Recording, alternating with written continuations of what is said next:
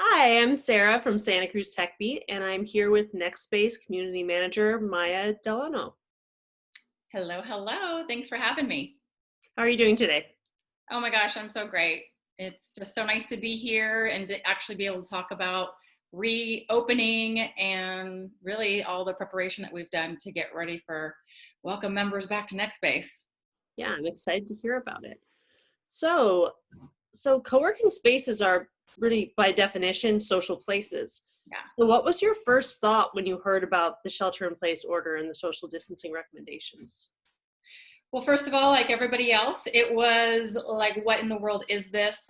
So I wanted to make sure that we were the go-to spot for information. So I just went and educated myself on everything related to shelter in place, social distancing. What was this COVID-19? What were our expectations? I mean, I was calling the health department. Honestly, it was the Downtown Association of Santa Cruz that ended up being my main resource. They were incredible. So at first, I think we were all trying to figure out where to find the information. And then I found a few key sources that was able to give us, being a downtown business, all the resources we need. So that combined with my senior our company, Pacific Workplaces, and them working together. So we do have 18 locations. Them working together to get all the information we needed for our staff and for our members. The other thing that was interesting is that we are an essential business since we provide mailbox membership. So we actually technically never closed. We did only go in and do work that was essential, and we set very specific hours. And that was the beginning. So I never actually left the space. It was so quiet. Only a handful of folks were coming in. We were forwarding mail just to make sure and accommodating everybody we could. And then really just trying to get all the social distancing stuff in place and working from that first day on to be ready to reopen. Great. Yeah, I think everyone people pretty a shock. It was a pretty big shock. So Yeah. the Downtown Association, though, was amazing. I looked at Oh, their they were incredible. So how did NextSpace pivot to foster a virtual co-working community? Okay, this is first of all, I felt like I was running a marathon. And of course, since we're recording from home, I've got doggies in the back making barking noises. Sorry about that. But the first thing that we did is as I said before, we wanted to make sure that we were a one-stop shop for members, so they didn't have to go searching for the information. So we did a deep dive. The team, we brought back something called What's Next lecture series, because all of us are like, what's next? What's going to happen next? So we dug into the old files, pulled out an old topic for these events that we used to have, and we would bring in a specialist. A lot of times we tapped into members, but a specialist, of course, we were doing everything on Zoom, on the paycheck protection program. We also brought in one of our former coworkers, Chance Decker, and his amazing wife, Teresa Decker, to speak about working from home. And so they were able to talk about what it's like for two people to work at home. And Teresa brought some very insightful information because all of us were working from home a lot. So that was really great. And we started doing online happy hours and then just trying to message the community. We opened up a Slack channel as well. So we had Slack, we had our own Facebook page, and then of course newsletters. So it was really important just to get information out and inform everybody. Great. Yes, and I've really enjoyed all of those things. So thank you for doing Good. Yes, thanks for participating. Facebook. Not Facebook. I'm so sorry. NextSpace member. All right. So NextSpace recently reopened. So what prep did you have to do to create a safe environment before members returned? Well, so one of the things, honestly, that I did is, again, we were an essential business, so we were only open for a certain amount of hours. We were still open to members, so we had to make sure everything was safe. So when I was in there for those specific hours, we were handling mail with gloves and a mask. I was making sure, to place mail at a very specific spot. so members could pick up the mail. So we always stayed, in a social distancing space.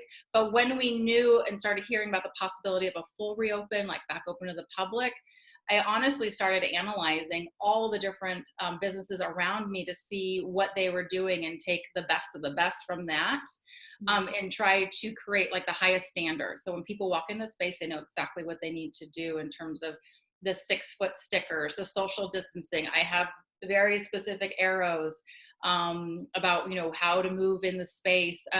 We even, our parent company, Pacific Workplaces, brought in a specialist that specialized in health and safety in the co-working space.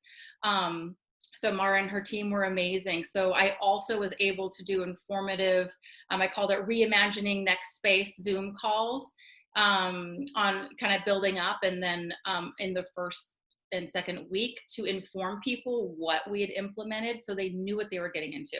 From, hey, when you swipe your key card to let yourself in the door, you can use, your elbow and hit the handicap door to help open so we can prevent touching of the handles, down to directional signage, a lot of signage about your mask required.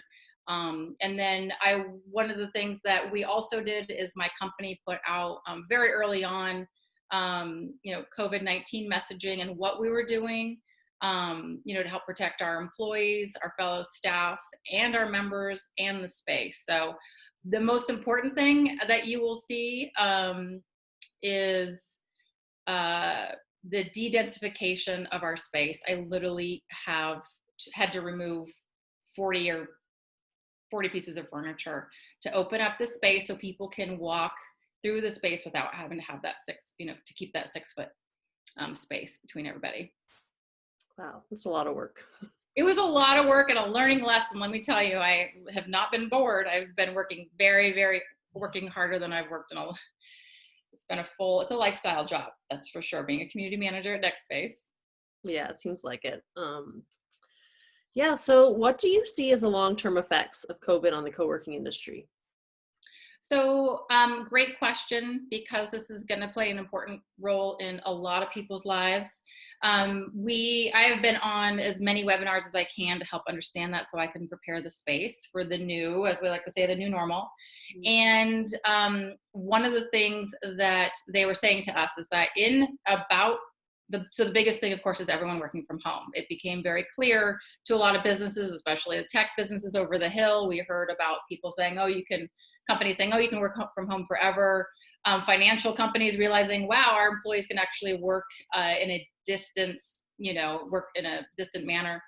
So people figured out that working from home does work. So one thing we did learn back in 2008 when we opened is that working alone sucks. So we'll probably end up having to bring that slogan back because what's going to happen, all those folks who are now remote working, who are working from home, who have little ones, who have the significant other, who are trying to, how's the roommate where you're trying to figure out the Zoom calls. Just even before we got on the call, my roommate and I were trying to figure out, okay, how are we going to do this? Because we're both on calls all day. People are going to want a space. They're going to want that water cooler space. They're also going to want to know that it's extremely safe. So in about 6 months, I'm going to start having a bunch of remote workers start knocking on my door. They've actually already started knocking on my door because they don't have to commute, but they can't necessarily work from home. And people also need that community connection. I mean, that's what we're there for. As you know, NextSpace, our main thing is building and staying connected to our community.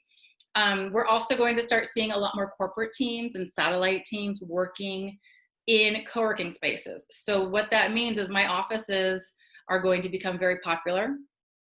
And we're going to have, teams. I already have, a lot of kind of more brand names making inquiries about, hey, can you host up to 10 to 12 employees? And what's going to be interesting is I don't know if all those employees will be full-time. There's going to be some sort of flex. People are going to go in when they need to go in because they're still going to want to work from home. So it's going to change the nature of how our offices are used as well. So I think that gives you a little bit there. Any questions or any other additional questions to that? I just want to say I'm very excited to come back. I am definitely one of the people who is, I mean, I work from home anyway, but Yeah. yeah, I'm very, very much looking forward to working with adults instead of small children. Yes, it'll Um, be a very different experience. You don't have to have somebody crawling on you while you're having a work meeting. yeah. So, okay. So one last question. Yeah. So can you tell me something about NextSpace that's made you proud during the pandemic? Oh my gosh. Well, it's my community. It's the community. It's our community. It's the next space. It's the Santa Cruz community. First of all, everyone has been just so kind and thoughtful and caring to one another. And yes, I do like those kumbaya moments. But what's really interesting, if you think about business wise, because we have built such a strong community from when Jeremy and Ryan and Iris first created NextSpace in 2008, I literally have some of the same members who joined us the first day it opened. So one of the things, Kat Johnson, who is the co-working, I would say darling, hope it's okay to say that, Kat, of brand and marketing, is if you have a strong community in your co-working space, it means that people are going to stay. There are quite a few co-working spaces that did not make it through this. They've closed their doors. And so having that strong community, people willing to hang in there with you, make sure there's a together, we're all making sure there's a there. And just literally reaching out to members saying, what do you need? What, do you have questions? And just, I pretty much know every single member. Mm-hmm. I know what their, at this point, I know what their needs are. I know what their plans are. I know whether they're going to come back to me in a month or they're going to put pause in for another year due to any health issues. Almost everybody is like, I can't wait to come back. I just need to wait and see. Mm-hmm. So in terms of business, that's like, we have huge retention, and I do know co-working locations that full, weren't based on a strongly built community. Well, thank you for building that community. Thank you for being part of it. And yeah, thank you so much for talking to us today. And I hope I'll see you in person soon. I can't wait. Okay, We'll be bye-bye. there. We'll see you later. Bye-bye.